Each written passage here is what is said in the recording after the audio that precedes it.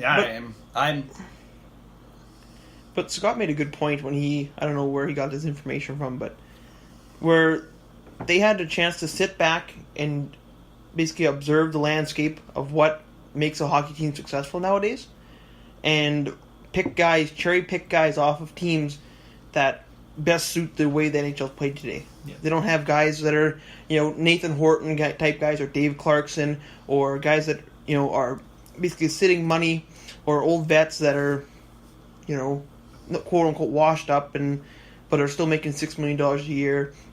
They don't have guys like that. They don't have any of that kind of stuff, but they also have a team that's built for the style of hockey that is today, which maybe is why they're successful. I don't know. Maybe it's just smart management.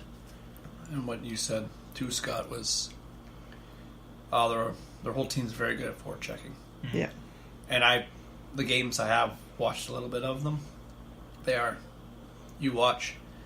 like I was watching. They showed Ryan Reeves and stuff. He's right. They're a in there. 200-foot team. Yeah, and if you don't play that style, you don't play. I was reading a comment, and this guy compared them to. Have you guys ever seen the movie Moneyball? I haven't, but It's basically like players on teams that don't get a whole lot of playing time, but they kind of calculate it so that if they do get more playing time, then they're a better player. Yeah. So it's almost like they've done that. Also a true story. Oh, okay. Of a baseball team, a manager using analytics and all that kind of stuff to pick the proper players. And it's like no like they choose star players, but no superstars. Yeah. Would you guys say Marc-Andre Fleury, Conn Smythe? That would be my pick for that team. If that team, yeah. Yeah, I think. Yeah. I think we might have maybe touched on that before, but I mean, man, like he's just been so good. And you can't even say, oh, if Pittsburgh had him, they would have made it farther. Probably not. I think Pittsburgh was. They had him last year, and they still put Murray in when Murray got healthy. Yeah, I mean they had to let Fleury go. He's older, but Fleury almost. It was his time because he was getting unseated by Murray. Yeah, but yeah, man, like we talked about this before the show. I mean, he could three-peat. Chris Kunitz could three-peat. Yeah. I believe Bonino could three-peat. I mean, there's a few guys that could win, and that's 3 out of the 4 teams. Yeah. That could, if Nashville makes it on, I don't think there's anybody in Winnipeg. But I mean, yeah, kind of. Before we stray too far away from the Golden Knights, yeah, I just thought this was pretty neat. Just money wise, Seabrook $9 million this year. Yeah. The whole 6-man D on the Golden Knights, $8.1 million. Oh wow.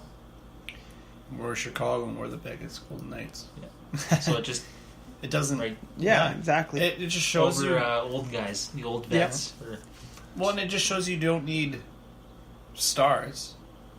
To win hockey games, you just need a team. Mm-hmm. You need a collective, right? I mean, and win by committee, and that's where maybe Pittsburgh, their stars didn't show up, and then they didn't have the back. I mean, they obviously do. They have. No, I don't. I think they're just tired. Personally, that's true. But you gotta think Crosby's played a lot of hockey.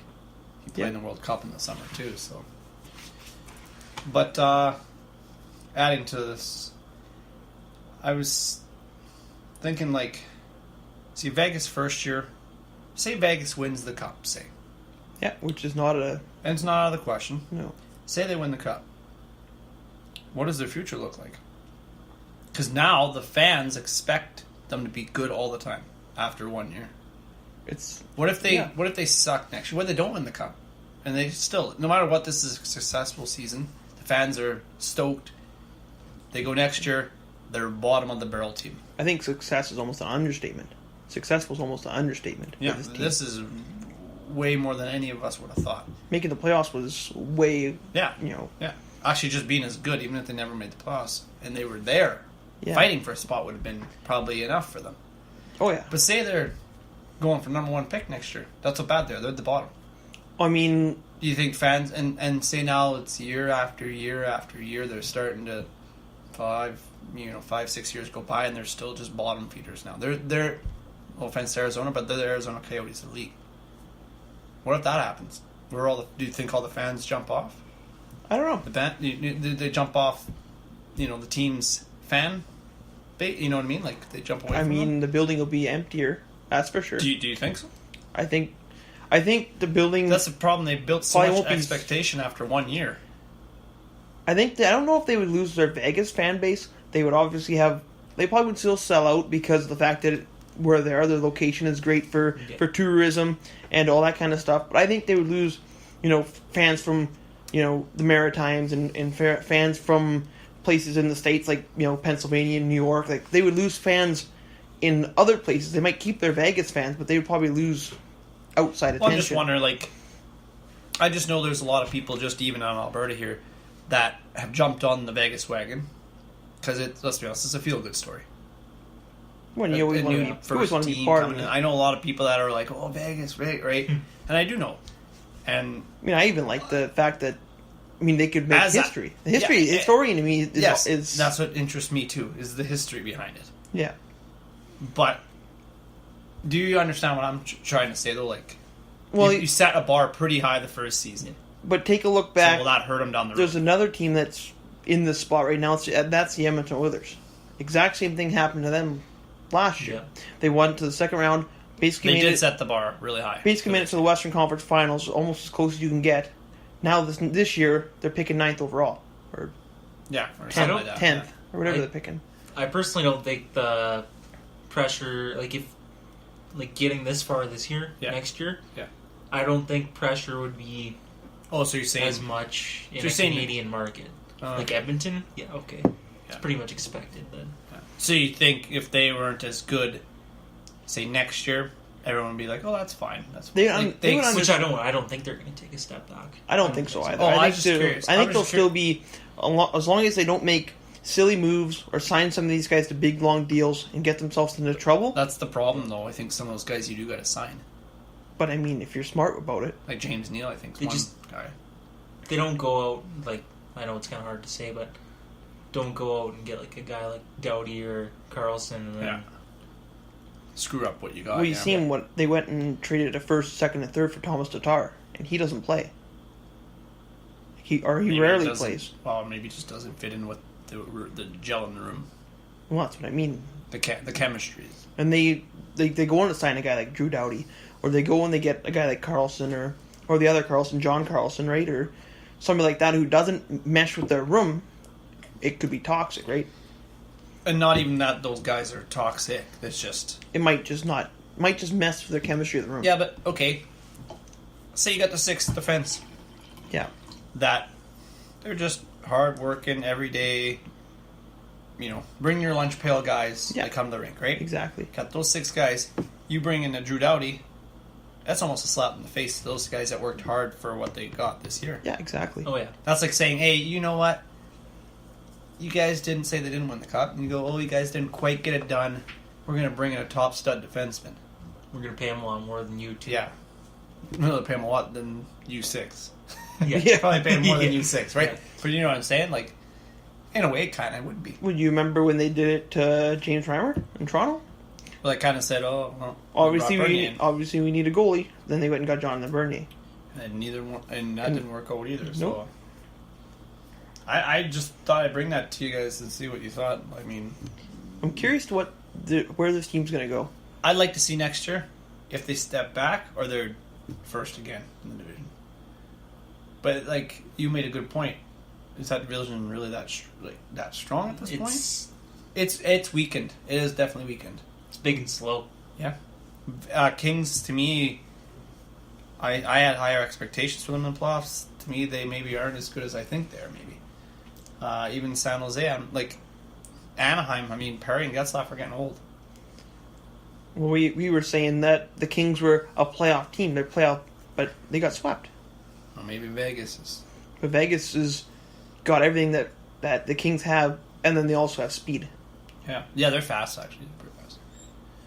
Well, that's the thing. Fourth line, I always say, fourth line and goaltending. But do you guys think some of these guys like Marchessault, Carlson, you think they're just having fluke years, or are they legit good players? I don't.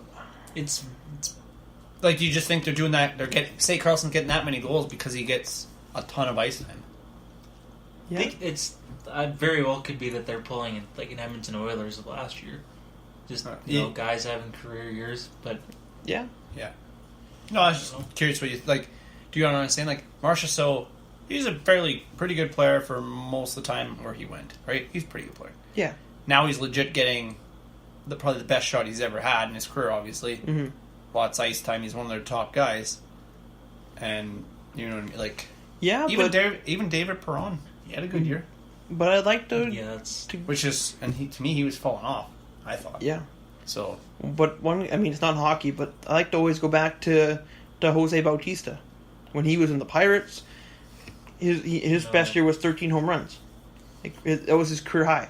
Oh. And he got a shot in the Blue Jays and 50 home run hitter. Like, he wasn't consistently 50, but he was a 30, 40 home run hitter consistently. I mean, you just gotta have that one chance to prove yourself, right? and sometimes it's It's the opportunity, right? like I said.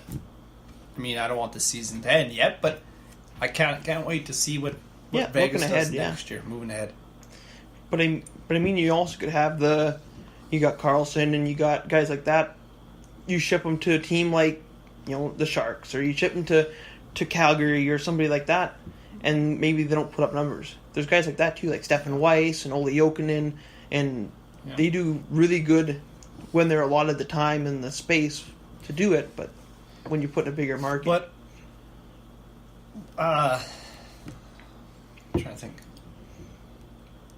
I lost my train of thought, but like Vegas. No, just trying to think. No, but like you think of their team, like how everybody else builds their team. I mean, obviously they had to build the team the way they built it because they were an expansion draft. But yeah,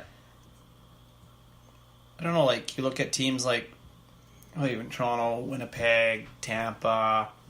They built through the draft. They built young. So I don't know.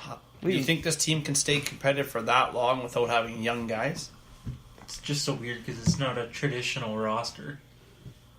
Like, But is it a roster you keep together for 5-6 years and go for it, or is it like, okay, these guys all did good this year, but let's be honest, we got to rip this team apart and get draft picks and build this right, so we have a long stretch, like 10 years. or do you keep these guys and start siphoning in players like Pittsburgh's been doing? Pittsburgh's been successful because you got Crosby, Malkin, Fleury. Now you got guys like Gensel. You got Brian Rust. You got Chris Letang. All these guys have come up through their system. And that's what I'm trying to say. Obviously it's the first year, they're not going to have all these guys sitting down there. I understand that. But down the line, are they going to do it that way? They're just going to be like, you know what? I guess it's going to determine next year. It's almost like they didn't when they were putting this team together. I don't think they had that in mind. No. It's always been we're going to be good right from the hop. Like not we're going to have to tear it apart. Which I think in their head, they were obviously going for that. It would be good with the hop. But I think George McPhee was thinking too, if we're not, that's okay too. In a way, like it's pretty hard to build a team that thinking that But way. but going off of what you guys said, being good right from the get go, they had Mark Mathot. They just traded him right away, right? They traded guys like that right away. Yeah, and Almost seemed like they were thinking the opposite. Well, we're talking about picks. I think Vegas has 3 picks in the first round, don't they? They don't have their own. No, but they got one for maybe not the first round, but they got quite a few picks in the early I think they rounds. have 5 picks in the first 3 rounds or something like that. Yeah. So maybe they do have picks because they got a pick for Mathot, I believe, And Pickard. and they got a pick for Pickard too. I think. Yeah. Man, they're set up pretty good. Yeah. And They can keep these guys and you'll Okay, siphon them in over the next couple of years. Say, I think that Marc-Andre Fleury he's got some good years left. But say down the line his time, because he's in his 30s already now, so his time comes in. He's tail of his career. What if Malcolm Subban develops into something really good, and he still could? Oh, he still definitely He could. showed some pretty good games when Fleury went down, and then obviously he went down, but. Yeah, they had 5 goalies. But I mean, You never know. Like a guy like just an example, a Devin Dubnyk.